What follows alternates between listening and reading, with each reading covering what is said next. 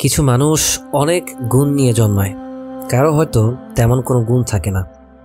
আমি কোনো কালে স্মার্ট ছিলাম না, আমি সুন্দর করে কথা বলতে পারি না, উপস্থিত বুদ্ধি কম, এক্সট্রা কারিকুলার অ্যাক্টিভিটিতেও ভালো নাই। দিনের বুঝ আসার পর বুঝি এসব গুণ না দিয়ে হয়তো আল্লাহ সুবহানাহু ওয়া তাআলা আমাকে বহু পাপ থেকে বাঁচিয়েছেন।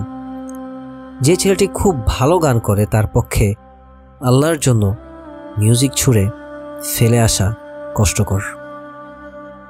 যে ভালো অভিনয় করতে পারে তার গুণটি হয়তো কিয়ামতের দিন তার জন্য বিপর্যয়ের কারণ হবে।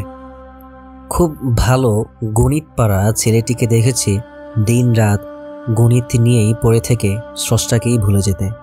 যে গুণ, যে প্রতিভা আল্লাহ পাকের অবাধ্য হতে সাহায্য করে, বিচার দিবসে তার ভার কি আমি বইতে পারতাম? কতই না ভাগ্যবান আমি। অকৃতজ্ঞতা মানুষের স্বভাব।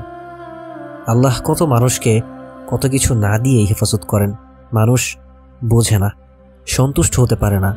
যে মেয়েটি কালো সে সুন্দরী মেয়েটিকে দেখে দীর্ঘশ্বাস ফেলে, অথচ আল্লাহ সুবহানাহু ওয়া তাআলা তাকে ফর্সা করে বানালে দেখনদারিতার ব্যাধি হয়তো তাকে পেয়ে বসত। সুন্দরীরাই বেশি সোৎসাহে ফেসবুকে ফটো আপলোড করে, কালো মেয়েটি করে না। তাকে সাময়িক বাহ্যিক রূপটি না দিয়ে কত গুনাহ থেকে আল্লাহ সুবহানাহু ওয়া তাআলা বাঁচিয়েছেন সে কি বুঝতে পারে? আমি ধনী নই, এ নিয়ে যেন আমি দুঃখিত না হই। সম্পদের হিসাব দেওয়া কত কঠিন ভাবতে পারি।